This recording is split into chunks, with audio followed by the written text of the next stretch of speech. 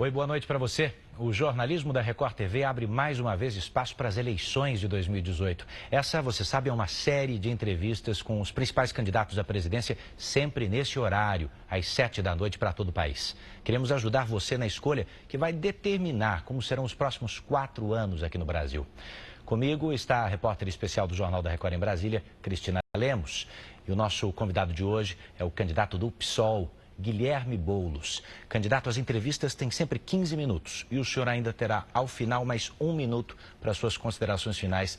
Boa noite, seja bem-vindo. Boa noite, Eduardo. Boa noite, Cristina. Boa noite a quem está nos assistindo em casa. Eu começo perguntando sobre o seguinte. A Polícia Civil de São Paulo fez investigação da presença de facções criminosas no MTST, nos Movimentos dos Trabalhadores Sem Teto.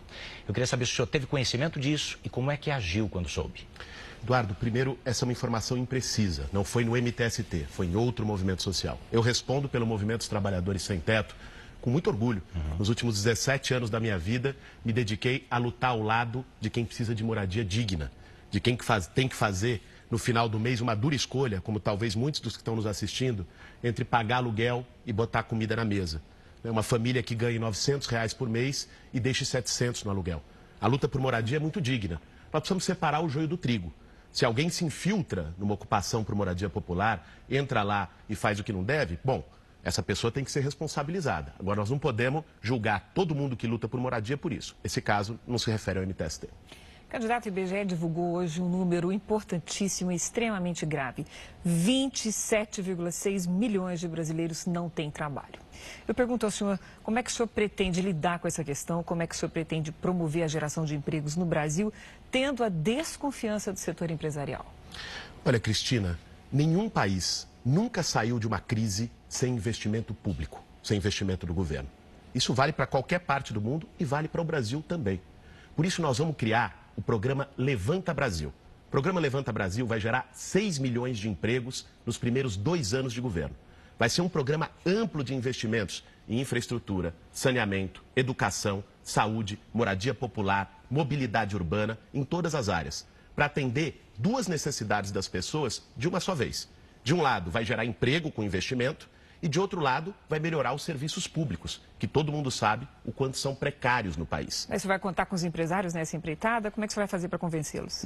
Isso se faz, sobretudo, com investimento público. O Estado investe e cria empregos. Pensa bem, se o Estado investe na construção de moradia popular, vai lá e faz obras, como tem que ser feita. Mas tem dinheiro para isso, candidato? Vamos chegar lá. Eu quero chegar nesse ponto porque é fundamental. Mas só dar o exemplo da moradia que é importante. Seja uma moradia, seja para construir um metrô ou qualquer benefício para a população, um hospital. Né? Vai gerar emprego para quem vai construir e vai gerar um monte de emprego indireto. De quem vai fazer comida para a obra, de quem vai transportar os trabalhadores da obra. Então, é possível gerar. De onde nós vamos tirar o dinheiro para isso? Primeiro, nós temos que desmistificar uma coisa que as pessoas dizem: o Brasil está falido, o governo não tem dinheiro. Espera lá, o Brasil não é um país pobre, não. O Brasil é a 8ª economia do mundo. Dinheiro tem. Mas e o déficit de 139 bi? O problema é que esse dinheiro não está chegando onde deve, Cristina. Veja bem, o déficit se produz por uma política equivocada só de cortes, cortes e cortes. Tem 2 formas de você lidar com o déficit. Qual é a forma que o Temer utilizou? Você corta. Cortou em saúde, cortou em educação. E o povo está sentindo isso na pele. Quando você corta, o que acontece? Gera menos emprego e menos renda, porque você deixou de investir. Com menos emprego e menos renda, as pessoas consomem menos e o resultado é que o Estado vai arrecadar menos no ano seguinte. O ajuste fiscal gera um novo desajuste. Dinheiro tem. O problema não é um cobertor curto, não. É que o cobertor só está cobrindo um lado da cama.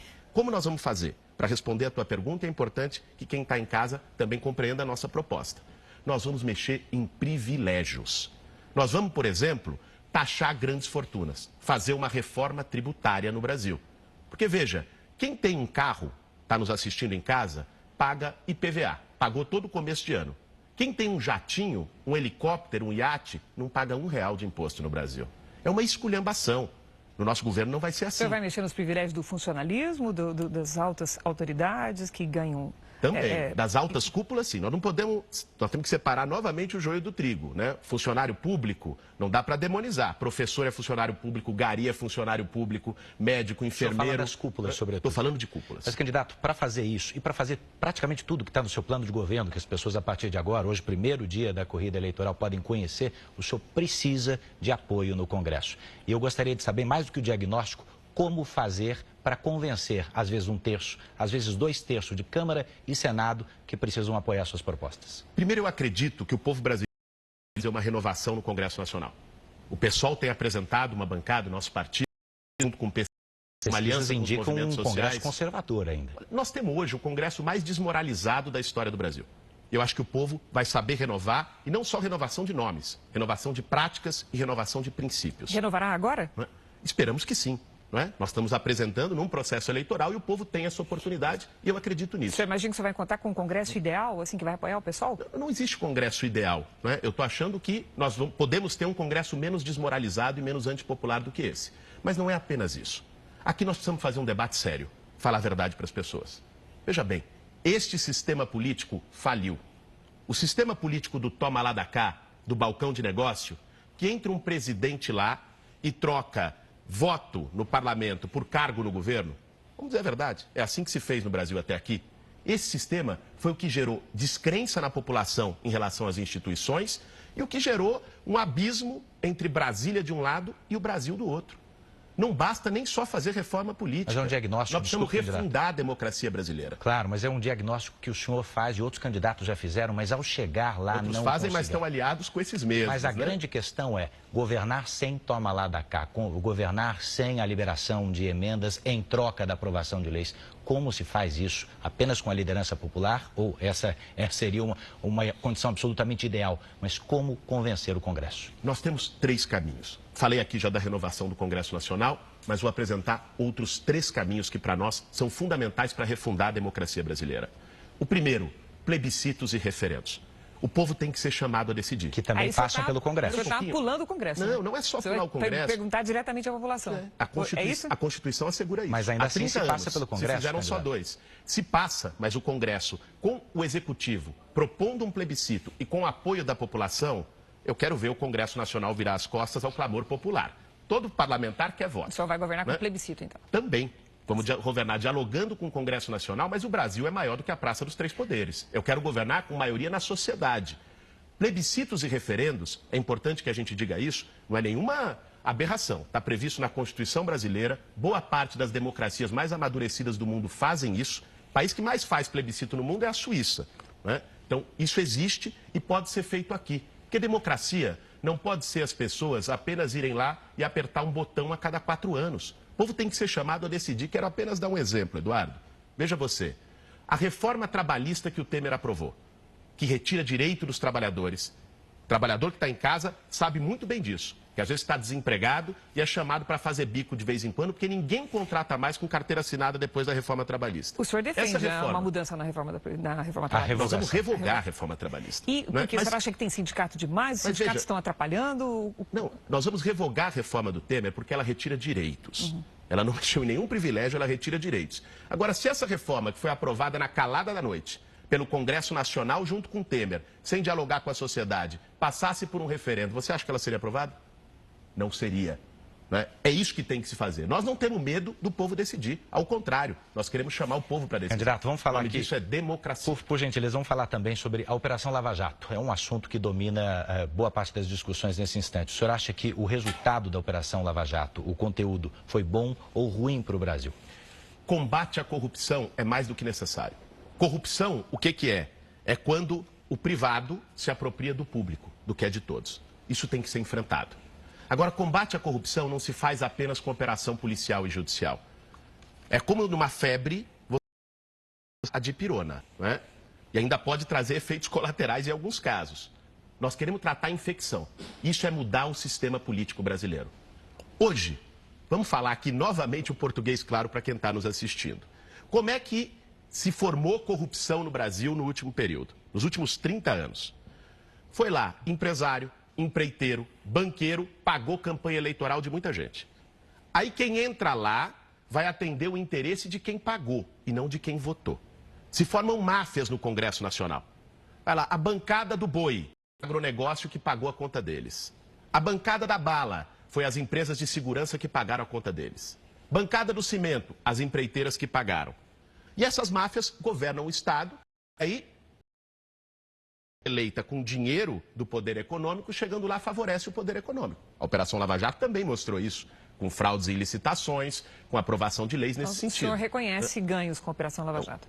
Combate à corrupção é mais do que necessário. Agora, ele precisa ser feito de maneira estrutural, mudando o sistema político. Esse é o ponto. E é isso que nós defendemos com uma refundação democrática no Brasil e com transparência. Mas para agora, só em relação à Operação Lava Jato, um último ponto. Isso não pode ser feito com partidarização. Né? Houve isso? Houve, sem dúvida alguma. Você acha que o juiz Sérgio Moro foi pouco isento? Eu acho que não foi isento. Né? A forma como ele condenou o ex-presidente Lula, com base apenas em delações em 100 provas, para retirá-lo do processo eleitoral, e você ter hoje o Lula preso em Curitiba, sem apresentação de nenhuma prova ao país, e o Temer governando o Brasil com o assessor dele que foi pego com mala de dinheiro no meio da calçada, com ele comprando o silêncio do Cunha no porão do Palácio e ficou tudo bem, o Aécio Neves, que está no Senado Federal, foi gravado pedindo 2 milhões para o Joesley e dizendo que ia matar o primo antes de delatar. Aécio no Senado, Temer no Planalto e Lula na cadeia? Vocês acham que isso é isenção? Eu imagino que o senhor desaprove cada uma das condutas que foram levadas à investigação e à justiça. Por isso, muita gente também pergunta, em relação ao ex-presidente Lula, o senhor, presidente, daria liberdade, indulto ao ex-presidente? Olha, o indulto, para que a gente esclareça para quem está nos assistindo, o indulto é algo que está previsto na Constituição brasileira, em várias constituições do mundo, para corrigir erros da justiça. Vamos dar um exemplo, nos Estados Unidos, alguém que está lá no corredor da morte e se descobre que ele foi condenado injustamente. O presidente pode ir lá e dar um indulto para liberá-lo. Né?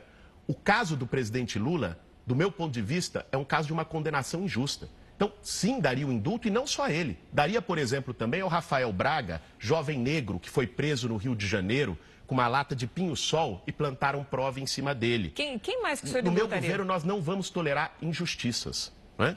Desses políticos que estão presos, o senhor indultaria mais alguém? Não, olha, o processo que eu conheço é o processo do Lula. Não é?